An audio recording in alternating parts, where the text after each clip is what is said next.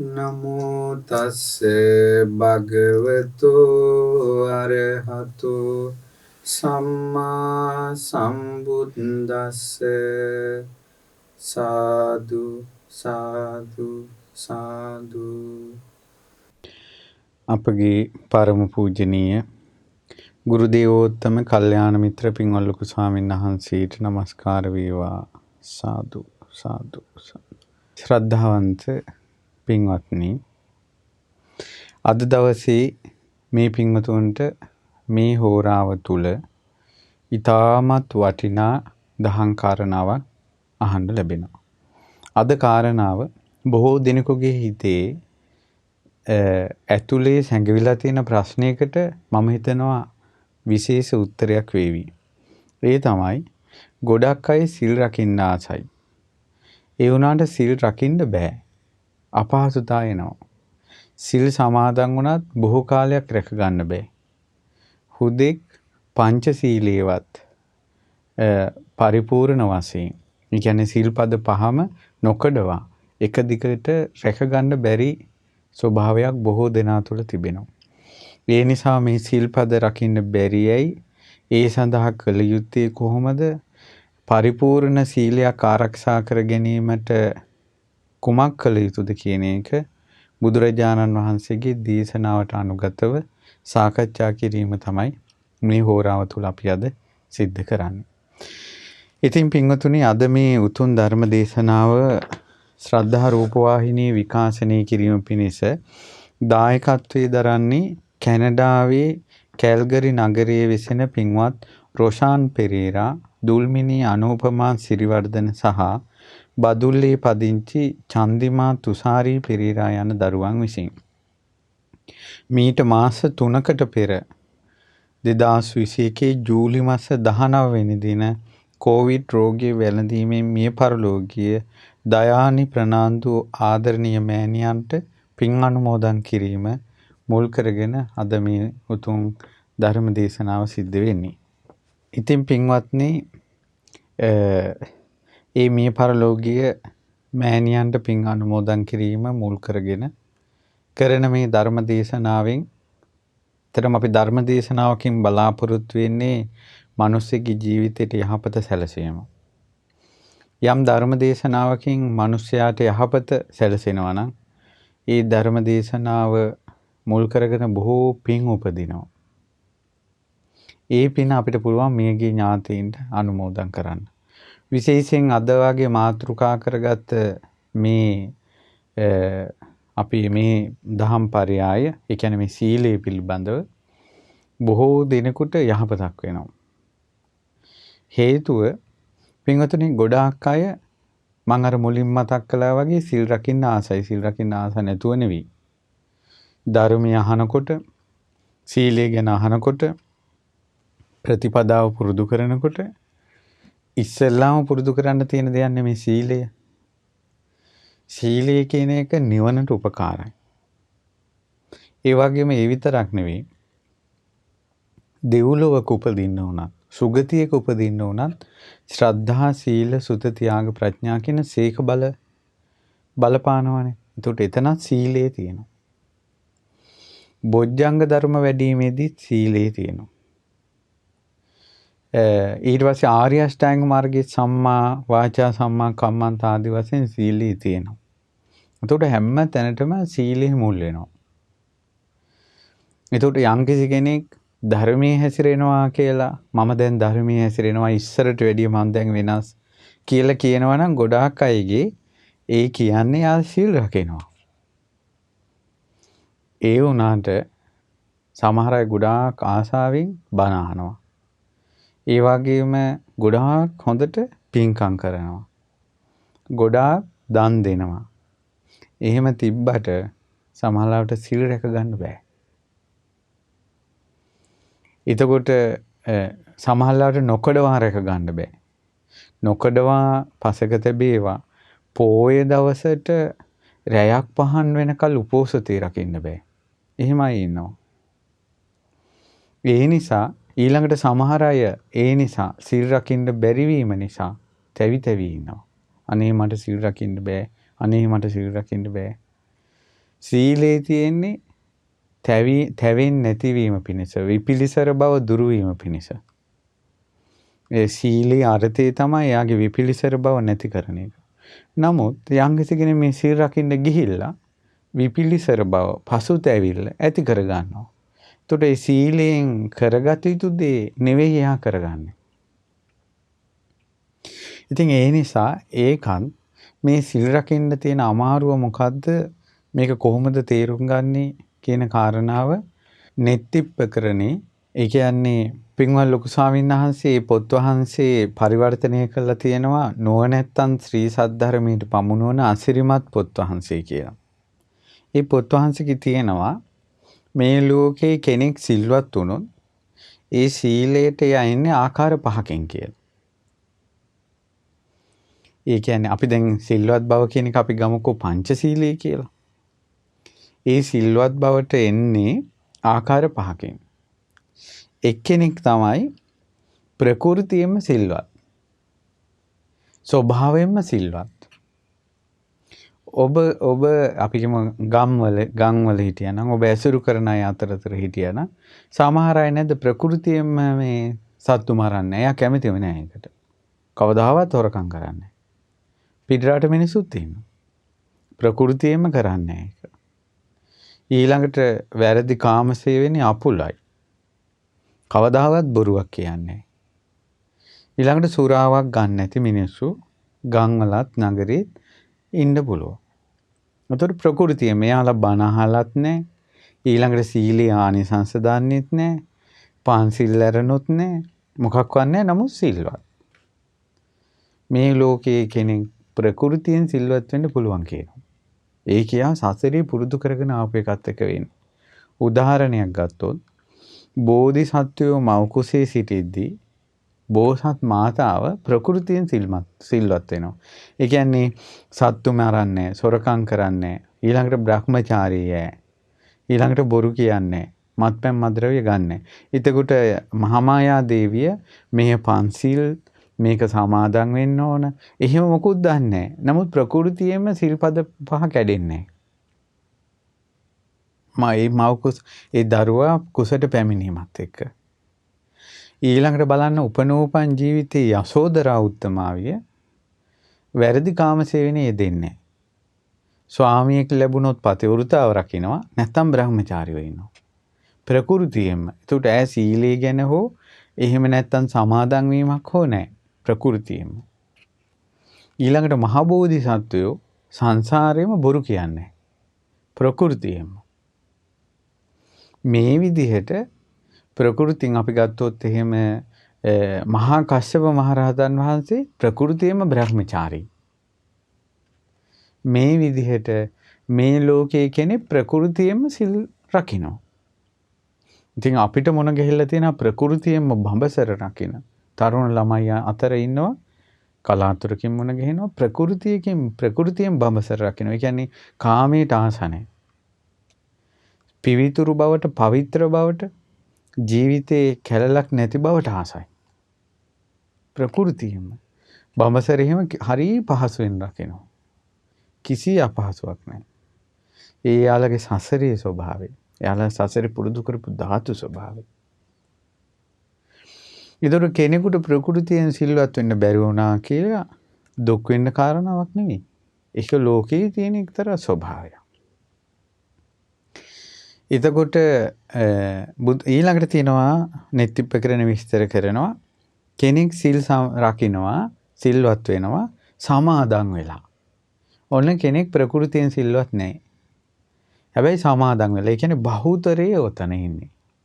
ඒ කියන්නේ පංචශීල රකින්න නැති විදියට ඉන්නේ. ඊට පස්සේ ධර්මයක් ඇහුවට පස්සේ සද්ධාාවක් ඇති වුණාට පස්සේ ඒ ධර්මයේ මුල් කරගෙන මෙහා සමාදන් වෙනවා. මම පංචශීල සමාදන් වෙනවා කියලා ඊට පස්සේ රකින්නවා. ඒකට එයා සිල්වත් වෙන්නේ, සිල් රකින්නේ එයා සිල් සමාදන් වුණ නිසා. දැන් අපි උදාහරණයක් ගමු. පොයට රාත්‍රියට ආහාර ගන්න උපාසකයෝ, උපාසිකාවෝ. ඇයි වෙනදට රැයට කනවා, එදාට කන්නේ? ඒ දු සමාදන් වෙච්ච නිසා. ඊට පස්සේ අපි කියමු ශ්‍රමණ ජීවිතයකට අනගාരിക ජීවිතයකට આવොත් බඹසර රකින්නවා. එතකොට ඒ සමාදන් වෙච්ච නිසා. ඒ නිසා මේ ලෝකේ කෙනෙක් ප්‍රകൃතියෙන් සිල්වත් නොවුනත් සමාදන් වීම නිසා සීලය ආරක්ෂා කරනවා. එතකොට බහුතරයක් ඉන්නේ මේ ලෝකේ සමාදන් වෙලා සිල් රකින්න අය. එතකොට සාමාන්‍යයෙන් සමාදන් වෙලා සිල් රකින්නකොට බොහෝ කුසල් උපදිනවා. අර ප්‍රകൃතියෙන් සිල්වත් කෙනා සිල්වත් භාවයට වඩා සමාදන් වෙලා සිල් රකින්නකොට බොහෝ කුසල් උපදිනවා. සමාදාන හේතු කුසලේසු ධම්මේසු බහුම් පුඤ්ඤම් පසවති කියලා බුදුරජාණන් වහන්සේ වදාළා. කුසල් දහම් සමාදන් වෙනකොට බොහෝ පින් උපදිනවා.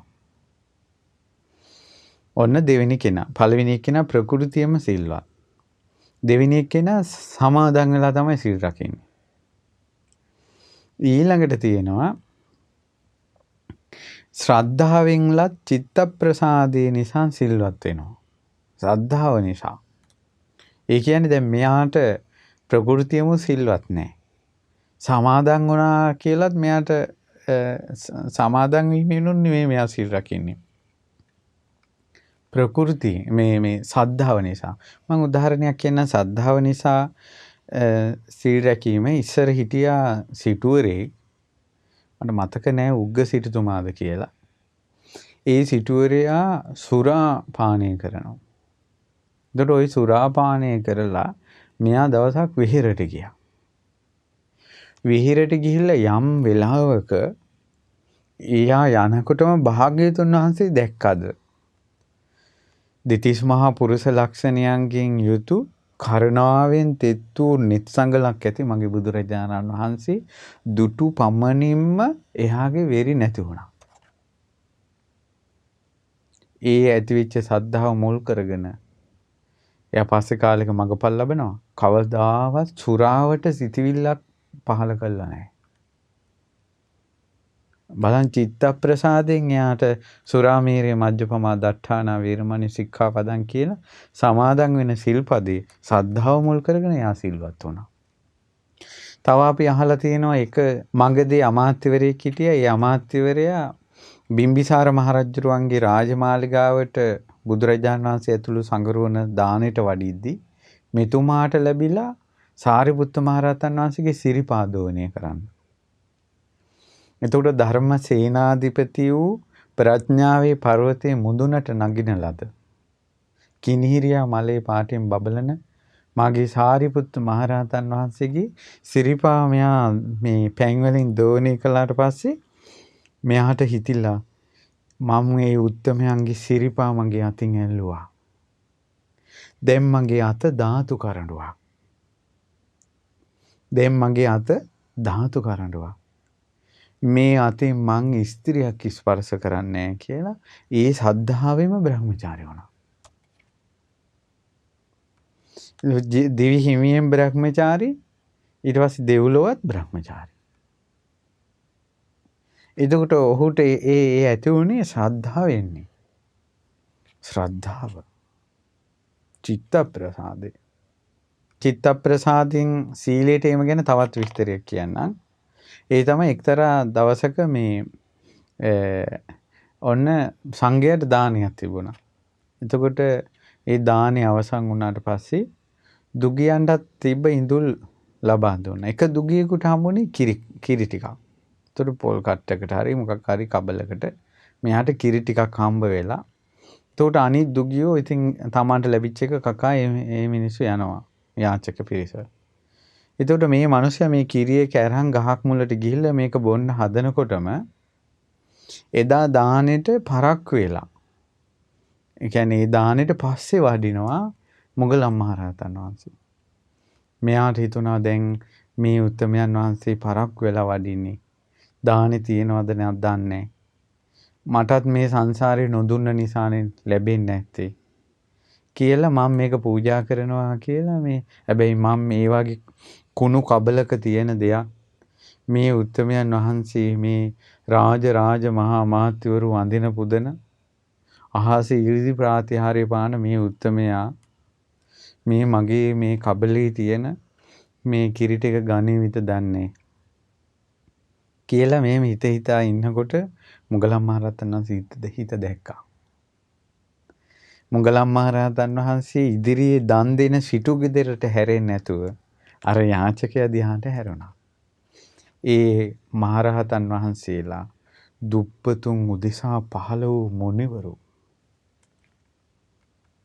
උන්වහන්සේ හැරුණා. පාත්‍රය දික් කළා.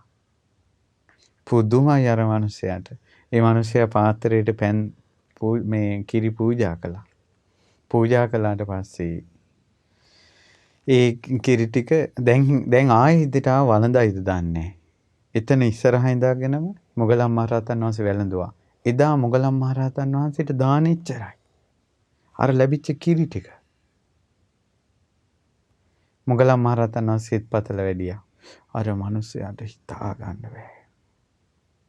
කොසල් මහ රජුරුවන්ගෙන් දානේ වළඳන, බිම්බිසාර මහ රජුරුවන්ගෙන් දානේ වළඳන, ඊළඟට මෙණ්ඩක ජෝතිකා ආදී සිටුවරුන්ගෙන් දානේ වළඳන, දෙවිවරුන්ගේ දිව්‍ය සභාවේ ප්‍රාතිහාර්ය පහන මේ උත්තමයා මම දුන්න කිරි ටික වැළඳුවානේ. ඒ මුගලන් මහරහතන් වහන්සේ වඩින දිශාවට වැඳගෙන හිටියා. ඇස් දෙක පියා ගත්තා. ප්‍රීතිය පැතිරිලා ගියා. ඔය දුගියෝ දානයක් තිබ්බට පස්සේ භුක්තානුමෝදනා ඉවර වෙනකල් අහගෙන ඉන්නවා. ඇයි ඊට පස්සේ තමයි දුගියන්ට කෑම ලැබෙන්නේ. ඔය හැම භුක්තානුමෝදනාවකම දානය, සීලය ආදී දහම් කතාව කරලා අනිත්‍ය ප්‍රතිසංයුක්ත කතාවක් කරනවා. ඒ කතාව මෙයාට මතක තිබ්බා. අර ඇතිවිච්ච ප්‍රීතියත් එක්ක මෙයා අර අනිත්‍ය, දුක්ඛ, අනාත්ම ගැන හිත පිහිටෙව්වා. මෙයා ඔහොම හිත හිතා ඉඳලා එහෙම මෙයාගේ ඇඟ කඩාගෙන වැටුණා. මේ පින්වතුන් දන්නවද? එයා ඒ කඩාගෙන වැටුනේ දවස් 7කින් පස්සේ. දවස් 7ක් අර දිශාවට වැඳගෙන. අද කාලේ පාරායින කෙනෙක් වැඳගෙන හිටියොත් එහෙම ප්‍රශ්නේ යන්නේ. පැයක් හිටපු ගමන් ඊළඟට පොලිසියෙන් ඇවිල්ලා උස්සගෙන යනවනේ. ඒ කාලේ නෑ. අමුතු යුගයක් බුද්ධ කාලේ. දවස් 7ක් පාරායිනේ වැඳගෙන. එයා කඩාගෙන වැටුනේ සෝවාන් වෙලාමයි. එහෙම අවසන් උස්ම පොද ගියා. දිව්‍ය අප්සරාවන් ලක්ෂ ගණනක් පිරිවරාගත් දිව්‍ය රාජේ. ඔහු බැලුවා මම කොමන පිනකින්ද ඉපදුනේ. අනේ කලින් ජීවිතේ දුගියේ මිනිසු කෙල ගහන කෙනෙක්. කවුරුවත් කිට්ටු වෙන්නේ නැති කෙනෙක්. නිලමැස්ස වට කරගෙන හිටපු කෙනෙක්. දැන් රෝස පාට පාතිබෙන පරවියන්ගේ පාවල පහට තියෙන පායති දිව්‍ය අප්සරාව ලක්ෂ ගාණක් ඔහු වෙනුවෙන්. කවුරු නිසාද? අනේ මට අනුකම්පා කළා මොග්ගල්ලාන මහරහතන් වහන්සේ. එතනින් අතුරුදහන් වෙලා මොගලන් මහරහතන් වහන්සේ ඉදිරියේ පහළ වෙලා වන්දනා කළා. ගුරු ගෞරවය සිහි කළා. උන්වහන්සේ වෙනුවෙන් කරන්න පුළුවන් උපහාරය මොකක්ද කියලා හිතුවා.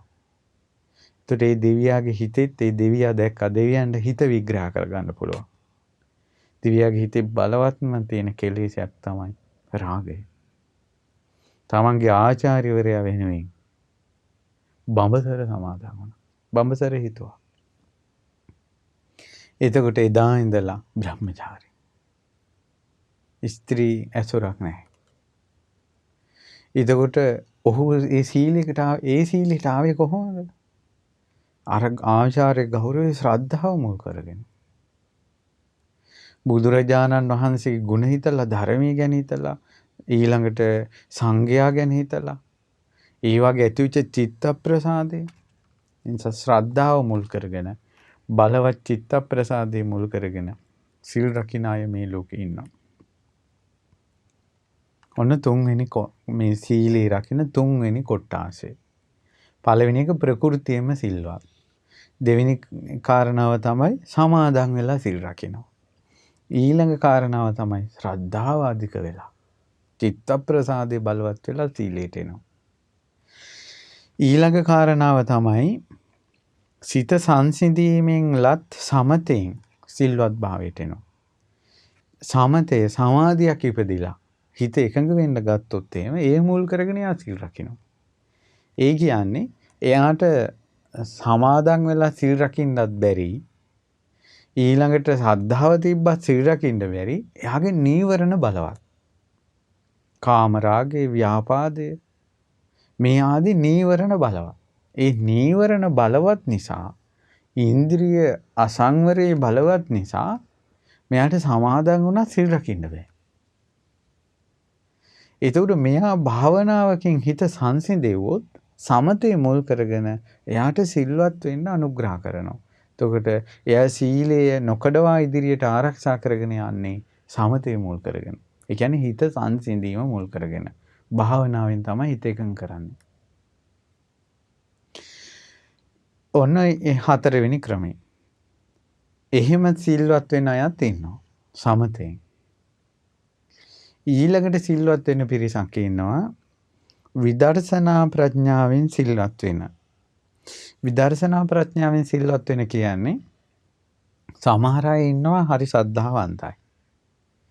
ඊළඟට මෙයා සිල් ගුණ දන් රකින්න ආසා කරනවා. නමුත් මෙයා සංසාරේ යම් දෙයකට එයා මොකක් හරි දුෂ්චරිතයකට පුරුදු වෙලා නම් ඒ පුරුද්ද මුල් කරගෙන මෙහාට ඇබ්බැහි වෙලා මේකට. දැන් බලන්න අර පහුගිය කාලේක අර ගේම් වලට ඇබ්බැහි වෙච්ච ළමෙන් අසනීප වෙලා දැඩි සත්කාරයට දාලා ඒ දැඩි සත්කාරයේදීමුත් ඒ ළමයා ඇඟිලි දෙක මෙහෙම කර කර තමයි ඉන්නවා කියන්නේ. එච්චර අර කය හුරු වෙලා. එතකොට අපි කියමුකෝ ඔන්න ගොඩාක් කාමීට ඇබ්බැහි වෙච්ච කෙනෙක් පස්සේ කාලයක බඹසර රකින්න උත්සාහ කරනවා. නමුත් එයා හිතෙන් ඒකට උත්සාහ කළාට එයාගේ කය අබ්‍රහ්මචාරී බවට හුරු වෙලා. එතකොට නිନ୍ଦ හෝ අඩනින්ද හෝ එයාගේ අර බලවත් කුසල ඡන්දයෙන් එයාගේ හිත මිදිච්ච ගමන් අර ඇබ්බැහි වුණ කය ආපහු වරදට පෙළඹෙනවා. ඊළඟට ওই වගේ දේවල් තියෙනවා. එතකොට විදර්ශනා ප්‍රඥාවෙන් යම්කිසි කෙනෙක් මේ කය අනිත්‍ය වශයෙන් විමසුවොත්, කය යථා ස්වභාවය විමසුවොත්, ඊළඟට ඇසට පේන රූප, කනට ඇහෙන ශබ්ද, ඊළඟට මේ විදිහට ආයතන වශයෙන් පංච උපාදානස්කන්ධ වශයෙන් හෝ මේ කයේ ඇත්ත ස්වභාවය හෝ පටිච්ච සමුප්පාදේ හෝ මේ විදර්ශනා කරුණු සිහි කරනකොට ඒ විදර්ශනා මුල් කරගෙන යාට සීලයට එන්න පුළුවන්. විදර්ශනාව මුල් කරගෙන. විදර්ශනාව මුල් කරගෙන සීලයට එන විස්තරය අද කාලේ කතාවක් කියනනම් මට මොන ගැහුණා එක දරුවෙක්. මේ දරුවා මේ ආසයි බඹසර රකින්න. නමුත් මෙයාට තියෙන ලොකුම බාධාව තමයි අර ෆෝන් එක පාවිච්චි කරන එක. එතකොට මෙයා එකට උපක්‍රමයක් කළා. මෙයාට දැන් සිල්වත් වෙන්න එපේ. ඒ තමයි මෙයා තෝරාගත්තා මේ ෆෝන් එකෙන් ගොඩාක් මේ මිනිස්යන්ගේ ශරීරයේ තියෙන පිළිකුල් බව ගැන තියෙන වීඩියෝ. අපි උදාහරණයක් ගත්තොත් ඔන්න මිනිස්සු විකෘති විදිහට ඉපදෙන ඒ අයගේ තොරතුරු තියෙන YouTube channel එකක් තියෙනවා SBSK කියලා. ඒ වගේ තව මෙයා හොයාගන්න ඇති. ඒ වගේ මේ ශරීර කුණු වෙන ඒවා, පණුව ගහන ඒවා. ඊළඟට අර මිනිස්සු එක එක විකෘති විදිහට උපදින හැටි, කර්මාරූප විඳවන හැටි මේ වීඩියෝ බලන්න ගත්තා මෙයා. මේව බලන්න මොකද උනේ? මෙයාට නරක දේවල් බලන ආසාව හිතෙන්නේ නැති වෙලා ගියා. ඒ නිසා අද ඔය ෆෝන් වලට ඇබ්බැහි වෙලා ඉන්න අයට මේ පා කිව්වට ඔහොම එහෙම අත්හරින්නේ නැහැ. ඇබ්බැහි වෙලා තියෙන්නේ. හොඳ වැඩක් තමයි එයා ෆෝන් එක අරන් වීඩියෝ බලන්න පටන් ගන්නකොට එයා පැය භාගයක් හැමදාම පැය භාගයක් අර වාගේ ශරීර කුණු වෙන හැටි. ඊළඟට විකෘතිව තියෙන ශරීර. ඊළඟට මේ වගේ අසුබ දර්ශන තියෙන. ඒ කියන්නේ කෙනෙක් එකපාරම ප්‍රියමනාප වෙන්නේ නැති රූප රාමු සහිත වීඩියෝ බලනවා පැය භාගයක් හැමදාම පුරුදු වෙනවා. අපි සුභානුපස්සින් විහරන්තං. ඒ කියන්නේ මේ රාගය කියන එක හිතට ඇවිස්සෙන්නේ කාම රාගයෙන් හිත දැවෙන්නේ මේ සුබ නිමිත්ත අයෝනිසෝ මනසිකාරය කරනකොට. ඒක ධර්මතාවය. අසුබ නිමිත්ත යෝනිසෝ මනසිකාරය කරනකොට මේ කාමරාගය නැති වෙලා යනවා. එතකොට මේ මනසේ යෝනිසෝ මනසිකාරයක් තියෙනවා අයෝනිසෝ මනසිකාරයකුත් තියෙන්න පුළුවන්. ඉතින් ඒ ලෝකෙ සුබ නිමිත්තක් තියෙනවා අසුබ නිමිත්තක් තියෙනවා. ඒ වගේ සමහර වෙලාවට සංසාරේ පින් තියෙන හිත මේ ප්‍රඥාවේ හසුරවන්න පුරුදු වෙච්ච ළමෙක් වෙන්න පුළුවන් මේ නරක දෙයකට ඇබ්බැහි වෙලා ඉන්නේ. ඒකට එයාට අර අසුබ නිමිත්ත එනකොට ඒ අසුබ නිමිත්ත නිතර බලද්දී එයාට යෝනිසෝ මනසිකාරයේ පිහිටියොත් එහෙම අරක නරක දේවල් බලන මේ එයාගේ පෙළඹීම නැති වෙලා යනවා. මේක නම් හොඳ ක්‍රමයක්. සමහර වෙලාවට ඔබ අඳුරන ඔබගේ යාළුවෝ ඉන්නවා නම් මේ නරක දේවල් බලන්න ඇබ්බැහි වෙච්ච එයාලට කියන්න දවසේ අනිවාර්යෙන් පැය භාගයක් මේ වාගේ දේවල් බලන්න පුරුදු වෙන්න කියලා. ඒ තමයි මේ කයේ තියෙන කුණු වෙලා යන හැටි, පණුව ගහන හැටි, ඊළඟ මේ විකෘතිව රූප තියෙන හැටි. ඒව පැය භාගයක් අනිවාර්යෙන් එයා බලනවා දවසට. එහෙම එනකොට මේ කයේ යථා ස්වභාවය තේරෙනකොට මෙහිම ශරීරයක් නේද අපි මේ පිනවන්න උත්සාහ කරන්නේ කියලා. එයාටම නුවණ කියන එක කලඳක් හරි සැඟවිලා කොතනක හරි තියෙනවා නම් එයාට යෝනිසෝ මනසිකාරය උපදිනවා. බලන්න එක එක්කෙනා සංවර වීම පිණිස කටයුතු කරන හැටි. එතකොට මේ විදර්ශනාව කියන එක මේ විදර්ශනාවෙන් අපි යංකින්ච සමුදය ධම්මං සබ්බන්තං නිරෝධ ධම්මං හේතුඵල ධම අවබෝධ වුණොත් ඒකයි සෝතාපන්න කෙනා ප්‍රകൃතියෙම පංචශීලයේ පිහිටන්නේ ආර්යකාන්ත සීලයක පිහිටන්නේ. සෝතාපන්න වෙච්ච කෙනාට කිසිම ආයුරකින් කුමන ආයුරකින්වත් සීලයට හානි වෙන්නේ නැහැ. දිවි හිමියෙන් සීලයට හානි කරගන්නේ. ඒකට හේතුව තමයි විදර්ශනාවෙන් ජීවිත අවබෝධයෙන් දුස්සීල වීම පිණිස යම් සංයෝජනයක් තියෙනවාද? ඒ සංයෝජන ප්‍රහාණය වුණා. ඒ නිසා සෝතාපන්න කෙනාට සීලය පරිපූර්ණ වෙනවා. ඒ සීලය පරිපූර්ණ වෙන්නේ ස්වභාවයෙන්ොත් නෙවෙයි, සමාදන් වෙලාත් නෙවෙයි, චිත්ත ප්‍රසාදේ මුල් කරගෙනත් නෙවෙයි, සමතේනොත් නෙවෙයි, ඒ ලත් විදර්ශනා ප්‍රඥාවයි. එතකොට මේ සියල්ලගෙන්ම සැදුම්ලත්, මේ සියල්ලගෙන්ම අනුග්‍රහයලත් පරිපූර්ණ කැඩෙන්නේ නැති බිඳෙන්නේ නැති සීලයක් තමයි සෝතාපන්න කෙනෙකුට තියෙන්නේ. ඒතකොට සෝතාපන්න කෙනාගේ සීලය ගැන අපි වෙනම කතා කරන්න ඕන. මේ වෙලාවේ අර සීල් රකින්න අමාරුවෙන් සීල් රකින්න උත්සාහ කරන අයට මේ උපදේශයක්, උදව්වක්, උපකාරයක්, දහම් කරුණක් සිහි කිරීම තමයි මේ ධර්ම දේශනාවෙන් අපි බලාපොරොත්තු වෙන්නේ. එතකොට ඔබට තේරුණා මේ ලෝකේ කෙනෙක් සිල්වත් වුණා නම් සිල්වත් වෙලා තියෙන ආකාර පහකින්. එක්කෝ ප්‍රകൃතියම සිල්වත්, එක්කෝ සීල් සමාදන් වෙලා, එක්කෝ සද්ධාවෙන් චිත්ත ප්‍රසාදයෙන්, එක්කෝ සමතෙන්, එක්කෝ විදර්ශනාවෙන්. ඒ නිසා තමන් සිල්පත් ප්‍රകൃතියම සිල්වත් නෑ කියලා දුක් වෙන්න එපා. ඒ කියන්නේ පුංචි කාලේ ඉඳලම වැරදි වෙලා තියෙනවා නම් ප්‍රകൃතියම අකුසලයට බර වෙලා. දුක් වෙන්න එපා. දැන් සමාදන් වෙන්න. මොකද සමාදන් වුණොත් සිල් රකින්න පුළුවන්. මේ ලෝකේ බහුතරයක් සත්වයෝ සමාදන් වෙලයි සිල් රැක්කේ. ඒ නිසා ඔබ සමාදන් වෙන්න පංචශීලී රකින්න.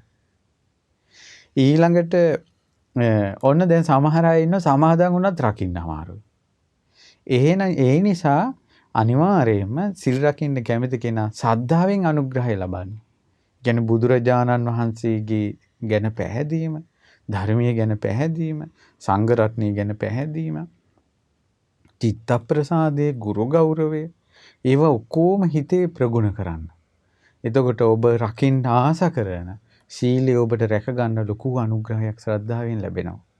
දැන් බලන්න අපි බුදුරජාණන් වහන්සේ ගැනම පැහැදීම ඇති කරගත්තොත් බුදුරජාණන් වහන්සේ සංසාරේ මේ සීල් රැකපු හැටි තියෙනවා. භාග්‍යතුන් වහන්සේ පස්සේ කාලෙක දේශනා කරනවා මම පින්වත් මහණෙනි සීල් රැක්කේ මෙන්න මෙහෙම කියනවා. සක ජීවිත පරිච්ඡාගෝ තිනතෝ ලහුක්කෝ මම සීල වීති කමෝ මහියං පටවි උප්පතනාවිය.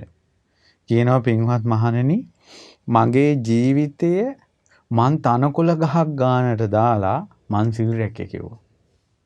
ඒ කියන්නේ සීලය ඉහළටම ගත්තා කිව්වා. ජීවිතේ තනකොළ ගහක් ගන්නට දාලා මං සංසාරේ සිල් රැක්කේ.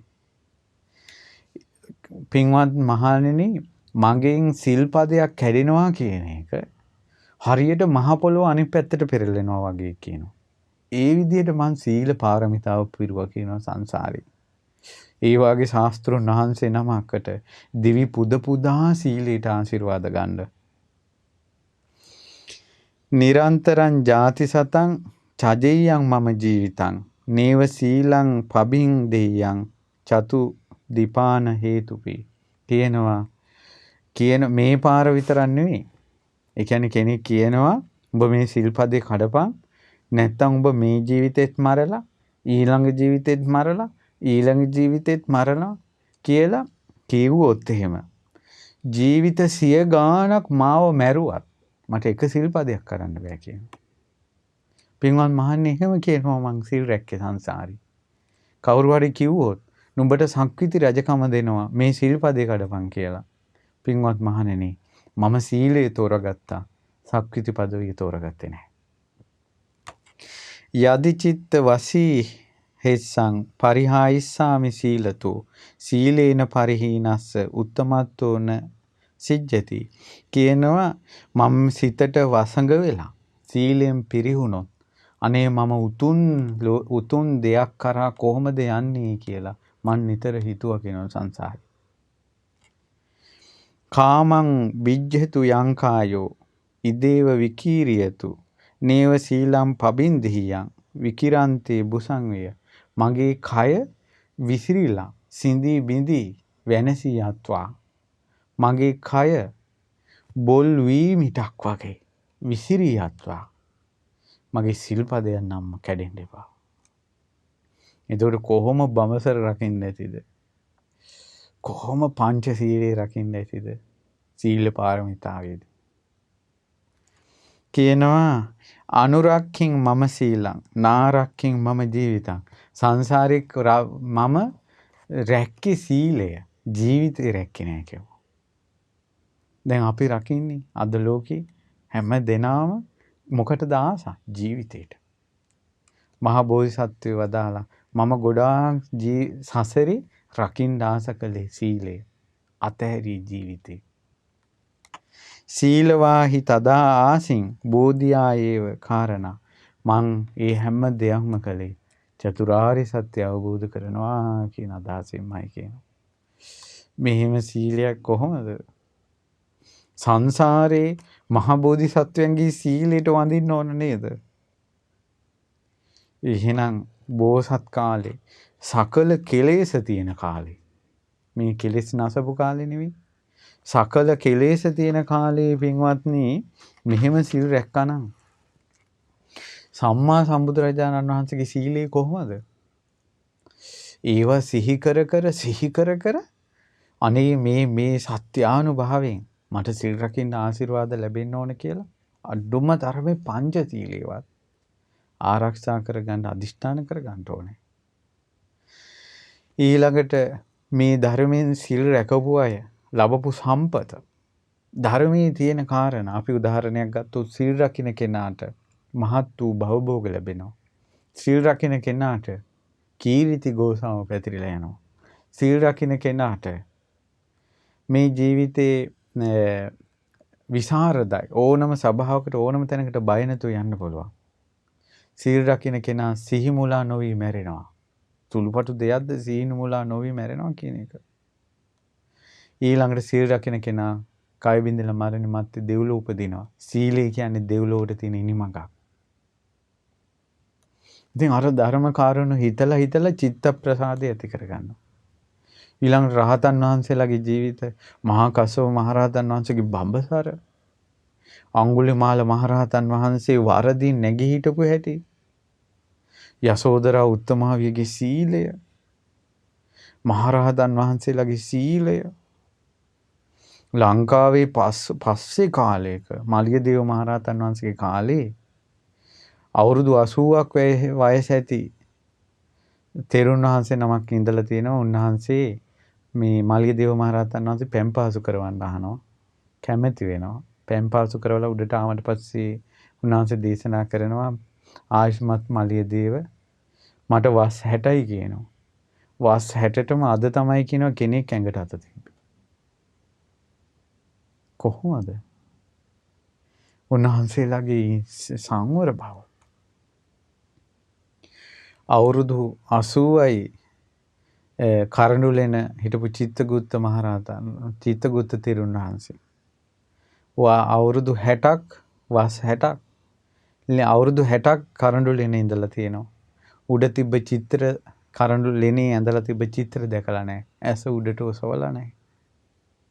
මේ වාගේ ඒ සීලයෙන් ඊළඟට දැන් අපි ගත්තොත් මහා කස්සප මහරහතන් වහන්සේ. මහා කස්සප මහරහතන් වහන්සේගේ සංසාරේ සාම ජාතකයේ සාම කුමාරයාගේ අම්මා තාත්තා වෙලා ඉපදින්නේ කස්සපයන් වහන්සේ පිප්පලි මේ බද්දා කාපිලානි උත්තමාවියයිනේ. සක්දෙවිඳු කියනවානේ දරුවෙක් පිණිස ඒ දෙන්නට එකතු වෙන්න කියලා. සක්‍ර දේවේන්ද්‍රයා කියද්දිනොත් ඒ තාපසයා කියනවා සක්‍රය මේ අහස පැලී ගියත් පොළොව දෙදරා ගියත් මේ සාගරයේ ජලයේ වියලී ගියත් මෙවුන් දන් සේවනය කරනවා කියන සිතිවිල්ලවත් මම උපදින්නේ නැහැ කියනවා.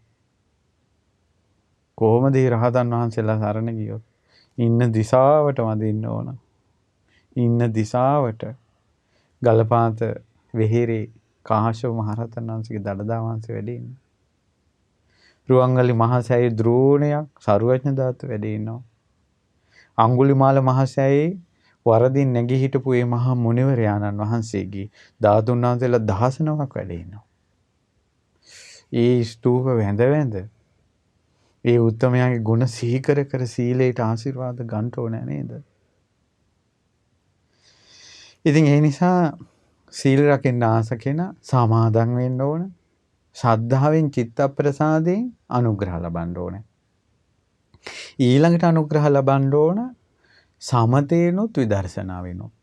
එතකොට සමතේ උපද්දවනවා අසුභ භාවනාව. ආනාපාන සති භාවනාව. අදි භාවනාවක් පුරුදු වෙනවා මෛත්‍රී භාවනාව. යම්කිසි දෙයක් අපි කියමු ධර්ම දේශනාවක් වුණත් හොඳට අහගෙන ඉන්නකොට හිත එකඟ වීමක් වෙනවා ඒකේ. ඒ වගේ සමතේකට හුරු කරනවා. එතකොට නීවරණ යටපත් වෙන කුසල් අරමුණක හිත පවත්වනවා. ඒක තමයි සමතය. එතකොට විදර්ශනාව කියන්නේ යා කයි යථා ස්වභාවය. ඊළඟ මේ පෙනෙන දැන්න දේවල් වල යථා ස්වභාවය නුවණින් විමසනවා. විමසන්නේ කාරණා තුනක පදනම් වෙලා අනිත්‍යයි කියන කාරණාව මුල් කරගෙන. අනිත්‍ය දේ දුක් සහිතයි කියන කාරණාව මුල් කරගෙන. අනිත්‍ය දුක් වෙනස් වෙනදී මම මගේ ආත්මය කියලා ගන්නෙ කොහොමද කියලා අනාත්ම වශයෙන්. මේ විදිහට විමසනකොට සමතෙන් විදර්ශනාවෙන් අනුග්‍රහ ලැබෙනවා. ඉතින් ඔන්න ඔය ආකාරයකින් අනුග්‍රහ ලැබෙනකොට සිල් රකින්න අමාරු කෙනාට සීලයට හැම පැත්තෙම උපකාර ලැබෙනවා. පින්වතුනි අද කාලේ මිනිස්සයන්ට සිල් රකින්න බැරි වෙන්න හේතු තියෙනවා. එකක් තමයි සීලය ගැන දන්නේ. අනිත් එක තමයි සිල් රකින්න උවමනාවක් නැහැ. අනිත් එකම තමයි සිල් සමාදන් වෙන්නේ නැහැ. දැන් සමහර අය අපි කියමු බොන අය ඉන්නවා කියලා. ඒ බොන කෙනා පන්සිල් කියද්දි සිල්පද 4ක් කියනවා. පස්වෙනි එක කියන්නේ නැහැ. එයා හිතනවා මම බොනවනේ. ඒ නිසා අර 4 ඇති. ඒකට එයා කවදාවත් සංවර වෙන්න හිතන්නේ නැහැ. අනිත් අයටත් එහෙමයි. දැන් ඔය මේ එක පැත්තක ඉඳලා තියෙනවා හොඳ මිනිසෙක්. හරි හද්දාවන්ත. හැබැයි බොන එක නතර කරගන්න බෑ. ඉතින් මෙයා අනිත් අයට දහම් කරුණු කියලා දීලා මෙයා කියනවා සද්ධාව ඇති කරගන්න ඕන. අඩුම තරමේ සිල්පද 4ක්වත් රකින්න ඕන. එතන මෙයාගේ කෝණයෙන් තමයි අනිත් අයට අවවාද කරන්නේ. එහෙම නෙවෙයි. ඒ සිල්පද සමාදන් වෙන්න ඕන. ඒ සීලේ ගුණ කියන්න ඕන. ආනිසංස කියන්න ඕන. එතකොට ඒ විදිහට තමයි යාට ඒ සීලයට අනුග්‍රහය ලබා ගන්න. එතකොට අද කාලේ සීල් සමාදන් ඊළඟට තමයි සීල ගෞරවේ නෑ. ඒ කියන්නේ දැන් බුදුරජාණන් වහන්සේ දේශනා කළා අපි ඒ කාරණා තව ඉදිරියට කතා කරමු. ඊට පස්සේ සීලේ රැකීමේ තියෙන විපාක දාන්නේ. සීලේ කැඩුනොත් තියෙන ආදීනව දාන්නේ. දැන් බලන්නකෝ ප්‍රාණඝාතයක් වුණොත් අපි කියමු මදුරුවෙක් මැරුවා කියලා. ජීවිතේ කවදා හරි මේ සංසාරේ කවදා හරි අඩු වයසෙන් මැරෙන්න එක මදුරුවෙක් තරණ කර්ම එනවා ජීවිත 500ක් වගේ. එක මදුරුවෙක් තලන එක සංසාරේ ජීවිත ඉදිරියට කී කෙලවරක් නැහැනේ. ජීවිත 500ක්වත් එය මුල් කරගෙන අඩු වයසෙන් මැරෙන්න වෙනවා. පුංචි දෙයක් හොරකම් කළා කියන්නකො. ජීවිතේ අඩුම ජීවිත 500ක්වත් දුප්පත් වෙලා උපදිනවා. අපි කියමු වැරදි කාම සේවනයක් කළා කියලා. එය මුල් කරගෙන කවදා හරි පිරිමි කෙනෙක් නම් මේක කළේ ස්ත්‍රියක් වෙනවා. එක වැරදි කාම සේවනයක් මුල් කරගෙන ස්ත්‍රියක් වෙනවා. නපුංසකෙක් වෙනවා. ඊළඟට අභූත චෝදනාවලට ලක් වෙනවා. ස්ත්‍රියට ස්ත්‍රී බව ඉක්මවා යන්න බැරි වෙනවා. ආදරේ ලැබෙන්නේ නැතුව යනවා. කායික රෝග හට ගන්නවා. නොකරපු වැරදි වලට අහු වෙනවා. අනිත් අයට ප්‍රියමනාප නැති වෙලා යනවා. මේ වැරදි කාම සේවනය මුල් කරගෙන කවදා හරි විඳින්න වෙනවා. සීල් කැඩුවොත්. සමාදන් වෙලා රැක්කේ නැත්තම්. දැන් මම මේ කියන්නේ ඒ වගේ දෙයක් කැඩිච්ච කෙනෙකුට පසුතැවෙන්න නෙමෙයි. එයා ඒ වැරද්ද හදාගෙන සීලයකට ආවේ නැත්තම් තියෙන භයානකකම. සීලයකට ආවොත් තියෙන්නේ එයාට අර පැත්තට යන පාර වෙනස් වෙනවා. එතකොට එයා සත්පුරුෂ ඇසුරකට ඇවිල්ලා ධර්මය අවබෝධ කළොත් එහෙම එයා සෝවාන් වුණොත් ජීවිත තව 7යි. සතර අපායේ වැටෙන්නේ නැහැ. ඒතර කොච්චර ආරක්ෂාවක් එනවද සීලේ පැත්තට ආව. එතකොට පින්වත්නි අපි කියමු බොරුවක් කිව්වා කියලා. ඒ බොරුව මුල් කරගෙන සංසාරේ අනිවාර්යෙන් දරු සම්පත් නැති වෙනවාමයි. ඒ කියන්නේ දරුඵල හටගන්නේ. ඒ හේතුවයි බොරුවේ විපාකයක් ඒක. ඒක ඊළඟ ජීවිතේ වෙන්න පුළුවන් නැත්තම් ජීවිත කල්ප ලක්ෂයකට පස්සේ ආත්ම භාව ලක්ෂයකට පස්සේ වුණත් අද කියන බොරුවෙන් දරුවෙක් නැති ජීවිතයක් උපද්දවනවා. එක බොරුවකට.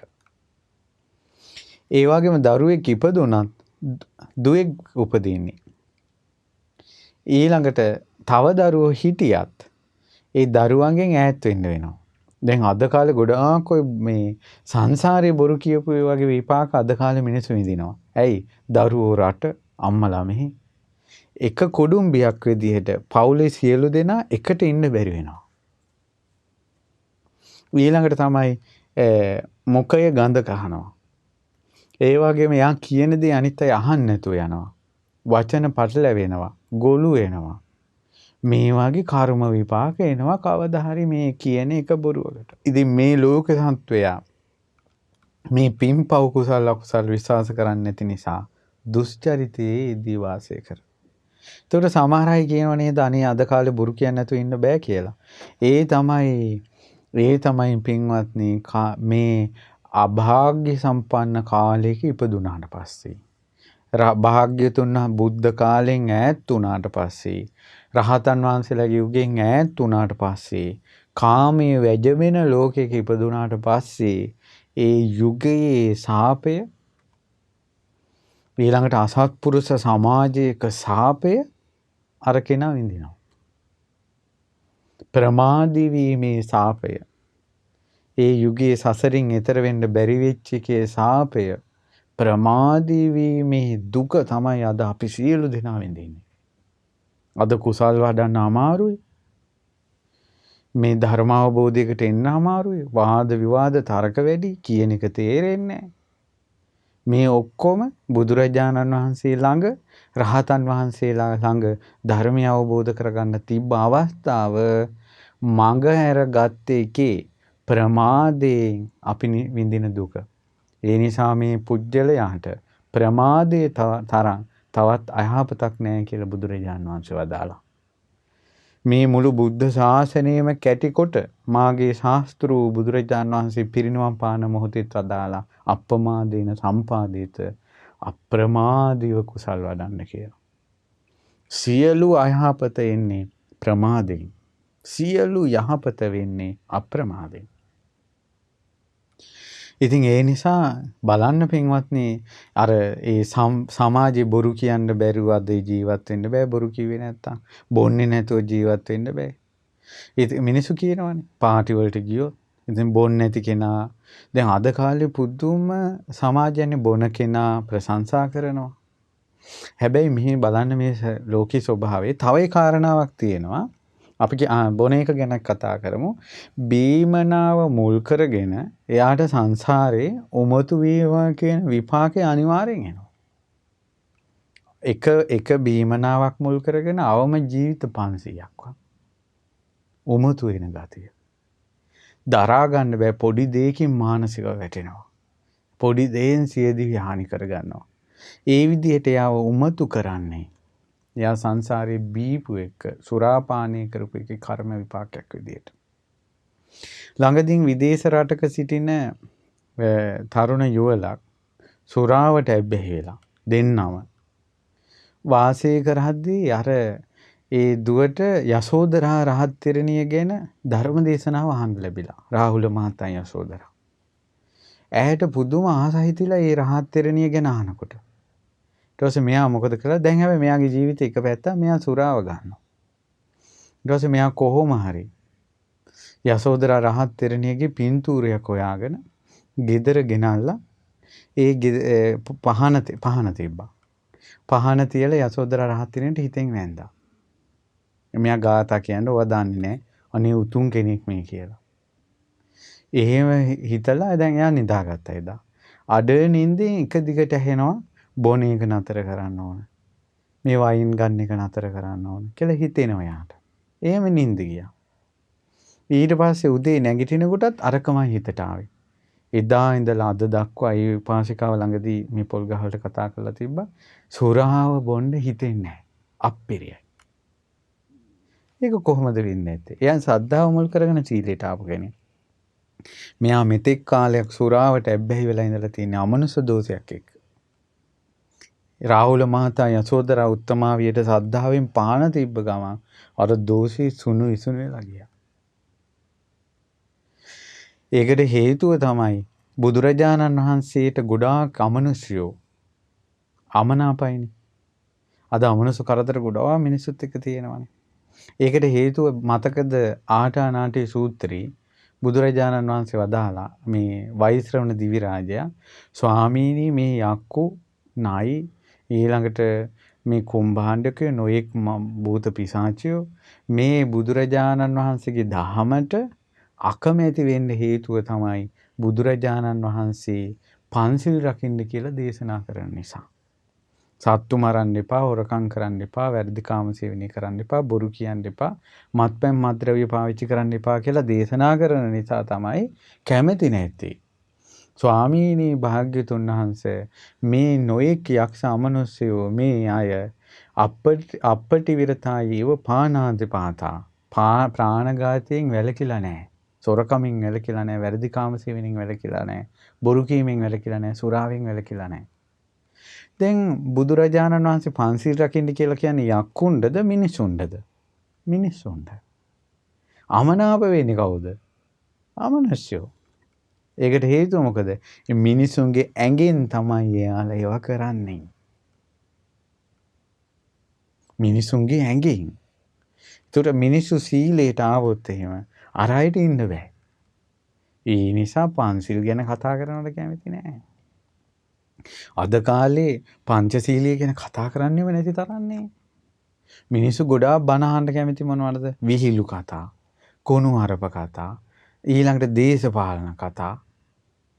කවුරු හරි කමන්නේ. සිවුරක් දාගෙන උනක් කමන්නේ කුණුහරුපයක් කිව්වොත් කෝටි ගාණක් අහන්න ආසයි. සීලයක් ගැන කතා කළොත්, සද්ධාව ගැන කතා කළොත්, ධර්මයේ ගැන කතා කළොත්, පංච උපාස්කන්ධ ගැන කතා කළොත් කට අරිනවා කිඹුලා වගේ ඈනුමා. ඒව ඔරොත්තු දෙන්නේ නැහැ මිනිසුන්ට. දැන් තේරෙනව නේද මිනිස්සු ඉන්න තැන්? ඒ නිසා අද කාලේ මිනිස්යන්ට සීලයට එන්න අමාරු තැනක් වෙලා තියෙනවා. ඔවුන් අමනුෂ්‍ය ග්‍රහණී සිටීම. මම නම් හිතන්නේ ගොඩාක් සුරාව ගැන. සුරාව මේ ඇබ්බැහි වීම නම් මේ මනුෂ්‍ය ගති නම් නෙවෙයි. ඒ නිසා රුවන්වැලි මහා සෑය, අඟුලිමාල මහා සෑය, ඊළඟට දළදා වහන්සේ, ඊළඟට ග්‍රීවා ධාතුන් වහන්සේ, මියගුණ සෑය, ලලාට ධාතුන් වහන්සේ, කිරිවීර වහන්සේ, මේ වගේ උතුම් සෑයවල් වැඳ උතුම් බෝධීන් වහන්සේලා වැඳ පිරිත් කියා ගෙදර තෙරුවන් වැඳ අර පින් උපදින ප්‍රතිපදාවක යෙදෙන්න ඕන. එතකොට මේ පුණ්‍ය බලෙන් නිතර ධර්මයේ පිරිත් අහන බලෙන් එයාට යම් දවසක එකපාරින් නෙවෙයි අද පිරිත් දැමලා හිට නෙවෙයි යම් විදියකට එයාගේ පින වැඩින්න කාලයකදී එයාට අර දුස්සීලභාවයෙන් අත්මිදින්න පුළුවන්. එතකොට යම් විදිහකට එයාගේ වැරද්ද හදාගත්තද අවුරුදු ගානකට පස්සේ නමුත් යංච පාපං කතං කම්මං කුසලේන පිතියති. පාප කර්මයක් කරලා තිබ්බත් එයා පස්සේ ඒන් වැළකීලා ඒ කුසල් බලෙන් අර පාපේ වැහුවොත් සෝ ඊමං ලෝකම් පබාසේති මෙයා මේ ලෝකේ එළිය කරනවා අබ්බා මුත්තෝ චන්දේමා. එයා වලාංකුලකින් මිදුන සඳක් වගේ. වලාංකුලෙන් මිදුන සඳක් වගේ. ඉතින් ඒ නිසා අර වැරදිකින් අත්මිදුනොත් එහෙම එයා මෙච්චර කාලයක් එයාගෙන් වෙච්ච පාපේ වලාකුලකින් ඇදීලා ගිය මේ වලාකුල මේ සඳෙන් මෑත් වෙලා ගිය වලාකුලක් වගේ එයාගේ ජීවිතයෙන් අයින් වෙලා යනවා. කුසලයේම ඉස්සරහට එනවා. ඒ නිසා පින්වත්නි මෙතික් සිල් රකින්න බැරි වුණා. කැඩි කැඩි සිල් රැක්කත් ඉදිරියට සමාදන් වෙන්න පන්සිල් රකින්න ඕන කියන අදහස හිතේ තියාගන්න. ඒ සඳහා උත්සාහ කරන්න. හැබැයි මතක තියාගන්න පසුතැවෙන්න එපා. ගිහි අයට පංචශීලයනේ දේශනා කරලා තියෙන්නේ. ඒ නිසා ගොඩාක් තරුණ ළමයිනොත් ගොඩක් අය අපිත් එක්ක කතා කරලා තිනවා බඹසර රකින්න බැරුව. එතකොට මේ පන්සිල් රැකලා කෙනෙක් සතුටු වෙන සතුටු විල්ල මේ බඹසර රකින්න ගිහිල්ලා යාට සතුටු වෙන්න බෑ. ඒ ඊට වැඩි හොඳයිනේ පන්සිල් රකින්න එක. ඇයි සිතේ සතුට නැහැනේ නැත්තම්. චිත්ත ප්‍රසාදේ නැහැනේ. පසු තැවි ඉඳලා මැරිලා නාග ලෝකයයි. ඒ නිසා තමන් පන්සිල් රකින්න. පන්සිල් රැකලා එයා චිත්ත ප්‍රසාදෙන් පුළුවන් විදිහට උත්තරීතර ඉහළට පස්සේ හිමීට සීල් පුරුදු කරගන්න. අට සීල් සමාදන් වෙලා පොයට ඒ විදිහට. ඒ නිසා පසුතැවෙන්න එපා කවදාවත් සීල් රැකලා. රකින්න ගිහිල්ලා. කැඩෙනවා නම් ආයෙ සමාදන් වෙලා රකින්න. ඊළඟට මේ කිව්ව කාරණා පහෙන් ඒ කියන්නේ උපතින් කර්මානුරූපව ලැබූ කර්මේ ඊළඟට සමාදන් වෙලා ඒ වගේම සද්ධාවෙන් ඒ වගේම සමතෙන් විදර්ශනාවෙන් අනුග්‍රහ ලබන්න. ඊළඟට පවිත්‍ර පුණ්‍ය කර්ම කරන්න. සෑයවල් අතුපතු ගානේවා, බෝධි අතුපතු ගානේවා මේ විදිහට මගේ හිතේ තියෙන අකුසල දුරු වෙලා සිල් රකින්න උපකාර ලැබේවා කියලා. ඊළඟට ලස්සන පිවිතුරු සුවඳ මල් පූජා කළා. මේ වාගේ පිවිතුරු ජීවිතයක් සුවඳ හමන සීලයක් මට රකින්න ලැබේවා කියලා. සුවඳ දුම් පූජා කළා. මේ සුවඳ පැතිරෙනවා වගේ සීල සුගන්ධය පැතිරේවා කියලා. මේ වාගේ පින් කර යා හිතේ සීලේ පිණිස කුසල් බීජ රැස් කරනවා. ඉතින් ඒ නිසා ඉතින් මේ විදිහට අපි ධර්ම දේශනාවලින් විටින් විට ඔබට අවශ්‍ය දහම් උපදේශ අපි මේ ලබලා දීලා තියෙනවා. ඊළඟට සංසාරය ගැන බය ඇති කරගන්න දුස්සීල වීම නිසා සංසාරේ ඉපදුනොත් මීට කලින් අපි කරලා තියෙනවා බියකරු සසර. പ്രേතවත් විමානවත් බලන්න දුස්සීල වීම නිසා විඳින දුක. නිරේ තිරිසන් ලෝකේ, പ്രേත ලෝකේ, අසුර ලෝකේ මේ ලෝක හතරෙම සතර අපායෙම ඉන්නේ දුස්සීල වෙච්ච නිසානේ. දෙව්ලොව ඉන්නේ සිල් රැකපු නිසානේ. නිවන අවබෝධ කළේ සීලය රැකපු නිසානේ. ඒ නිසා යහපත් ගුණධර්ම පුරුදු කරගන්න. ඒ සඳහා උපකාර ගන්න. මේ ධර්මයේ නිතර අහන්න. ඒ ධර්මයේ අහලා ඒ ධර්මයෙන් ලැබෙන සංසිඳීම ලබන්න. ඒ නිසා ඔබට ඔබගේ ජීවිතයේ කුසල් දහම් සීල ප්‍රතිපදා දියුණු කරගන්න වාසනාව ලැබේවා. මෙවැනි වටිනා ධර්මදේශනා නැරඹීමට ශ්‍රද්ධා YouTube චැනලය සබ්ස්ක්‍රයිබ් කර සීනුව ලකුණ ඔබන්න.